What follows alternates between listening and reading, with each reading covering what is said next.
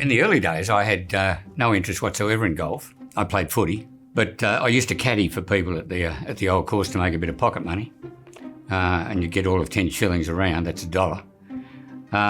But both my grandparents were mad keen golfers, and my parents, and they dated back to being foundation members. In my grandmother's case, she was a president and life member, and then my father was on the committee for a while, and my mother was on the committee, and she became the club captain, associates captain.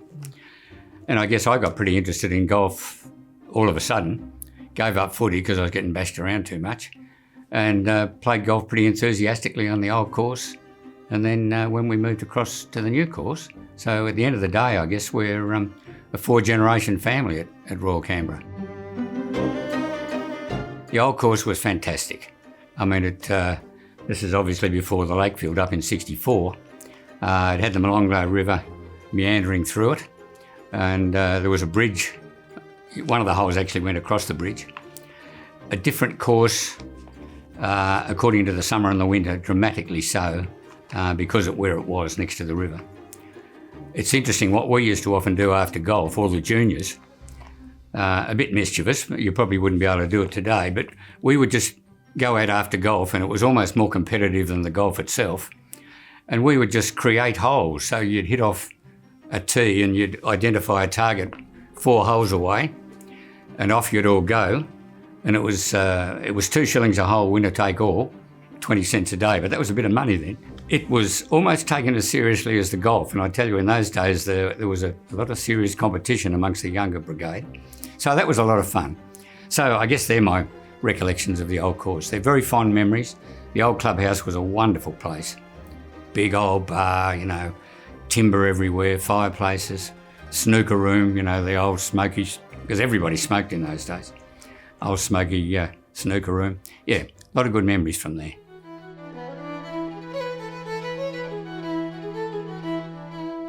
The new course when we first moved there was one hell of a tough track. The trees had been, the fairways had been carved out between the trees that formed the arboretum. But if you got off the fairway, the trees hadn't been cleared up to what I'll call head height.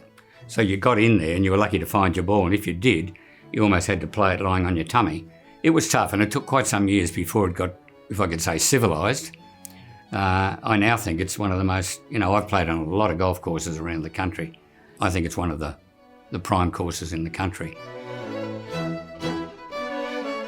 That was a marvellous day. I mean, it was quite exciting. It was 1960. I was in first year uni, and there was Peter Thompson and Gary Player, Stan Leonard, and a guy called Mike Suchak, who was a massive hitter. Stan Leonard impressed me so much that I went and bought my next set of clubs. They were Stan Leonard, East Brothers clubs. And they asked who everyone wanted to caddy for. I went for Gary Player. I was on the third when he hit into there's a little creek used to run across the fairway, and the ball was in there, and he said, Ted, can you go in there and get that ball, because I don't want to change the temperature of my hands. And I thought, my God, this is getting a bit... So I beautifully got in there and got the ball. And I still recall Gary said, what's this putt going to do, Ted? And of course, everybody in the crowd had a view of what it was going to do. And he said, I asked Ted. And I said what I thought to do, and went in. So there was a big cheer then. That was quite exciting. I've still got 2 of his golf balls that, in those days, you never got paid for this sort of thing. You got 2 golf balls that he signed Gary Player on, and I've still got them sitting at home. Don Gamble. Don was a great guy. I mean, he was a legend when I joined the club. He came to the golf club straight after work every day, chatting to the members, finding out what was going, sorting out any problems to do with timesheets and complaints and arguments between players. Way before the days of computers, somebody had to look after the handicaps. And every Sunday morning, he'd be in there at 7 o'clock in the morning. He'd go through every card from every round of golf that had been played in the previous week and manually work out adjustments to everyone's handicap. That was just typical of Don Gamble's commitment to making that club work. There was a lot more about a golf course and a golf club than going out and playing golf.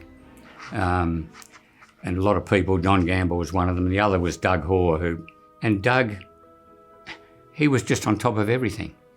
He identified the problem and he gave the board committee a solution all in one. I think the club is run a lot more professionally now. There's no question about that.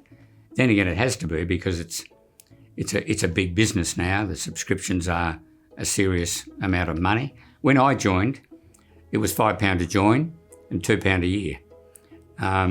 It's slightly different now.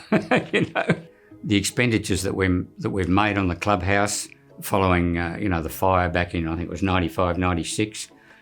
Then of course they had to build the new 9, what some people call the Thompson 9, and put in a lot of new irrigation. Another big expensive business. And now of course we're returfing the 1 to 18. So you can't do these sorts of building and rebuilding of the golf course itself without somebody doing some serious in-depth financial work. I admire the people who sit on it and do their job. It's a tougher job than it was in my day.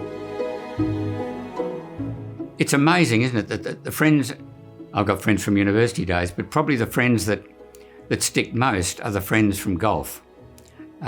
Because you're with them for several hours, you're with them in the snooker room afterwards, you're with them in the bar, and many of my friends today are friends from early days at golf.